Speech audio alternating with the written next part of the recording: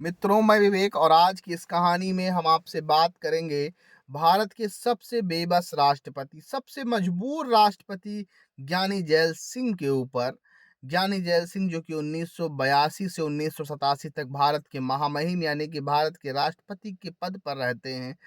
क्यों हमने इन्हें बेबस कहा, क्यों मजबूर कहा, पूरी कहानी को, इस पूरे घटना चक्र को हम लोग सिलसिलेवार तरीके से समझते हैं। जैसा कि हम लोग जानते हैं, ज्ञानी जय सिंह भारतीय राष्ट्रीय कांग्रेस से जुड़े सदस्य थे। 5 सालों के इन्हें जेल जाना पड़ता है। जेल से बाहर निकलते हैं, तत्कालीन प्रधानमंत्री होते हैं पंडित जवाहरलाल नेहरू। पंडित जी इन्हें अपने मंत्रिमंडल में स्थान देते हैं। समय गुजरता है, वक्त गुजरता है। ये दौर था 1972 का। 1972 में तत्कालीन प्रधानमंत्री होती हैं इंदिरा गांधी। ये इन्हें पंजाब का मुख्यमंत्री बनाकर भेजती हैं। जी हाँ, ज्ञानी जैल सिंह अब होते हैं पंजाब के मुख्यमंत्री। समय गुजरा, वक्त गुजरा, दौर था 1980 का। पुनः इंदिरा गांधी की सरकार और इंदिरा गांधी प्रधानमंत्री। इंदिरा गांधी की सरकार में ज्ञानी जैल सिंह को अब की बार बनाया जाता है भारत का गृह मंत्री। 1980 से 1982 तक ये भारत के गृह मंत्री के पद पे रहते हैं। फिर इन्हें 1982 में तत्कालीन सरकार के द्वारा भारत के राष्ट्रपति के पद पर नामित किया जाता है। 1982 से 1987 तक ये भारत के राष्ट्रपति के पद पर रहते हैं। क्या थी पूरी कहानी, क्यों हमने इन्हें बेबस कहा, क्यों मजबूर कहा, उस कहानी की शुरुआत करते हैं। ऑपरेशन ब्लू स्टार के एक दिन पहले इंदिरा गांधी ज्ञानी जैल सिंह से मिलने जाती हैं। ज्ञानी जैल सिंह से मिलती हैं, 1 घंटे वार्ता होती है, बातचीत होती है। 1 घंटे मिलने के बाद दूसरे दिन होता है ऑपरेशन ब्लू स्टार, जो कि हम लोग जानते हैं कि ऑपरेशन ब्लू स्टार, जिसमें दंगाइयों को जो है, जो भी दंगा करने वाले लोग होते हैं, भारतीय सेना के द्वारा जो वहाँ झड़प होती है। लेकिन हम लोग ये पढ़ा है कि जानते भी हैं कि कोई भी मतलब युद्ध के पहले, कोई भी इस स्थिति के पहले भारत के राष्ट्रपति का जो है आदेश होना ज़रूरी होता है। तो मतलब उनकी एक होनी चाहिए। लेकिन ज्ञानी जैल सिंह को इस बारे में कुछ पता ही नहीं होता है। उनको नॉलेज ही नहीं होती है कि ऐसा कुछ हो रहा है। युद्ध शुरू होने के बाद कुछ घंटों के बाद इनको पता चलता है। ये देश के नाम संबोधन के लिए अड़ जाते हैं, लेकिन इनको समझाया जाता है, मनाया जाता है कि रुक जाइए। फिर क्या था, समय गुजरा, वक्त गुजरा। फिर 3-4 दिनों के बाद जब ये अड़ गए, तो इनको जो स्वर्ण मंदिर था जहाँ पर ये घटना हुई थी, वहाँ ले जाया जाता है। इनको देखकर बहुत दुख होता है। फिर ये इस्तीफा देने की बात करते हैं। इनके परिवार वाले इन्हें समझाते हैं कि भारत का संविधान किसी जात, किसी धर्म से ऊपर की चीज़ है। ज्ञानी जैल सिंह उस बात को तो मान जाते हैं, लेकिन उनकी उस समय की जो तत्कालीन प्रधानमंत्री इंदिरा गांधी होती हैं, उनसे जो कड़वाहट होती है वो बढ़ जाती है।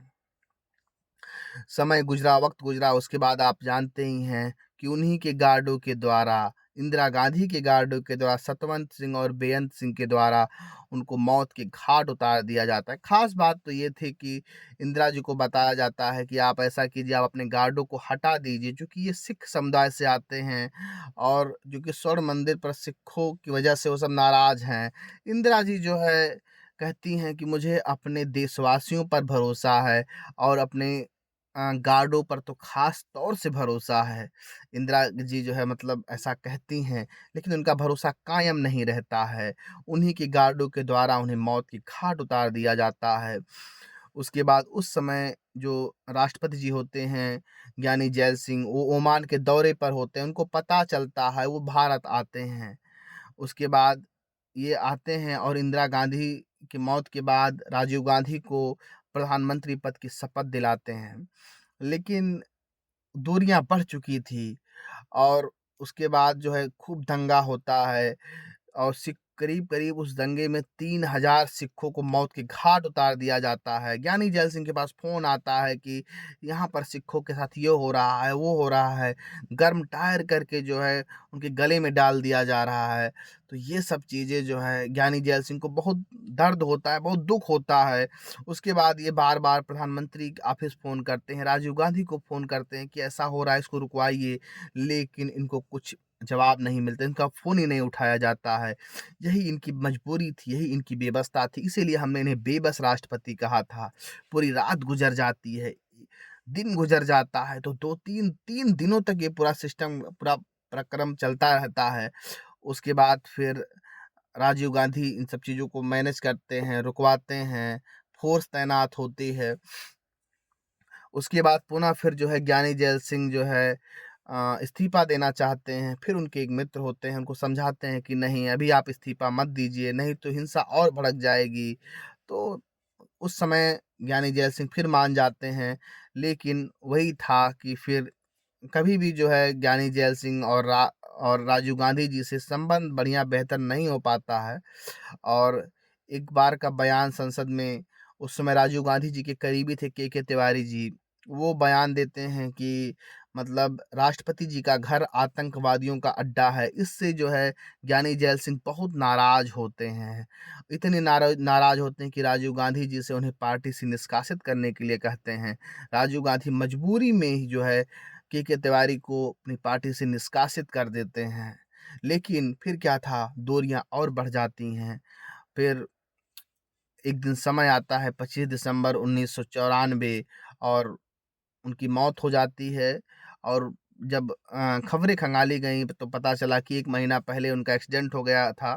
तो इसके चलते उनकी जो है ज्ञानी जैल सिंह की मौत हो जाती है। तो यही थी पूरी कहानी ज्ञानी जैल सिंह की, यही थी। क्योंकि बेबस हमने इसीलिए कहा था, क्योंकि जब सिखों पर जो है इस तरीके से घटना हो रही थी, तो बार-बार वो राष्ट्रपति जी जो है बार-बार फ़ोन कर रहे थे प्रधानमंत्री को, प्रधानमंत्री ऑफ़िस को, उनके घर पे। लेकिन वो चीज़ों को मैनेज नहीं कर पाते हैं, बहुत दुखी होते हैं, थोड़ा-सा धार्मिक प्रवृत्ति के व्यक्ति थे वो। तो ये है पूरी कहानी ज्ञानी जैल सिंह की और उनकी बेबसताओं की।